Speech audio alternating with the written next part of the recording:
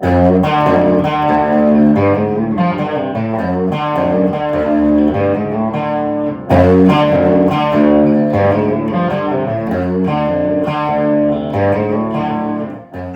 y'all, I'm taking some time off down here and I sat down and decided that I wanted to figure out that one of my favorite Tom Petty songs, one of the later ones they did before he passed, called I Should Have Known It.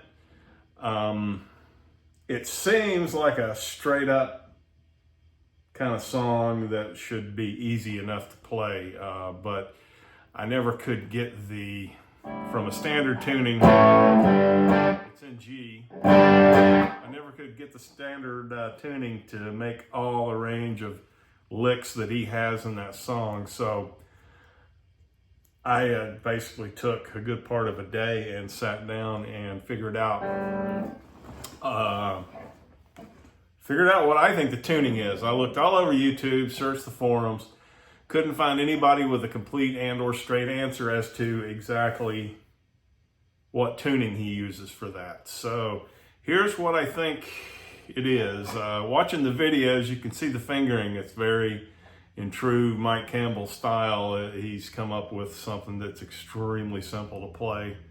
A lot of one finger work. But to play it in standard tuning, I mean, you have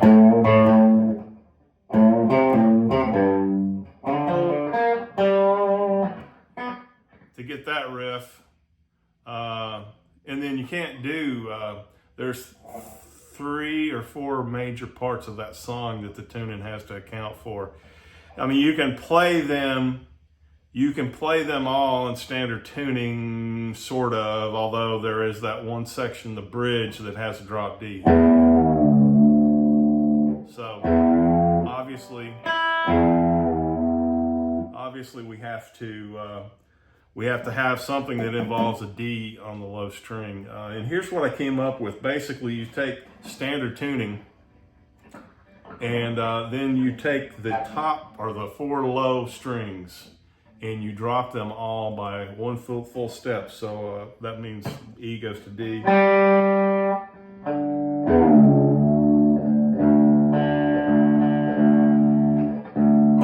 And then you just tune them as if they were regular intervals. All 4, the E, the A, the D, and the G strings all go down a full step.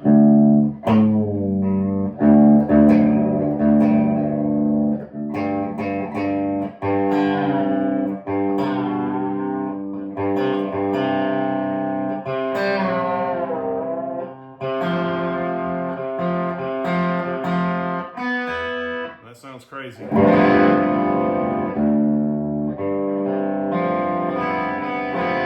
So this is what I came up with. Now, this is not a lesson to how to play the song. This is just how you get the different riffs. So this gives us an open G here for the main riff. So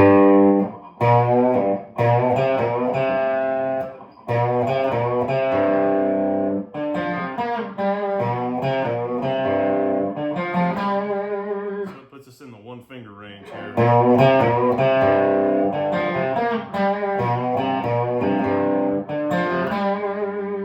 So that gives you the riff. Then this tuning also gives us the riff coming up the neck.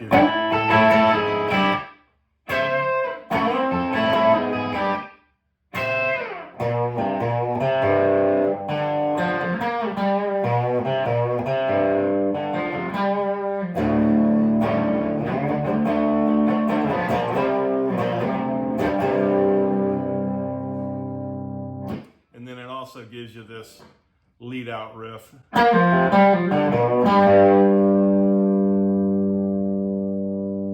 So it's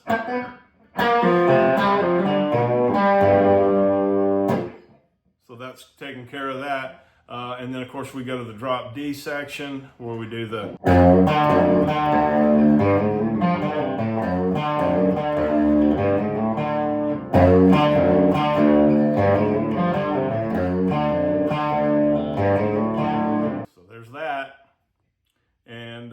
then the final, the outro, or what are you going to call the one at the end where they do this?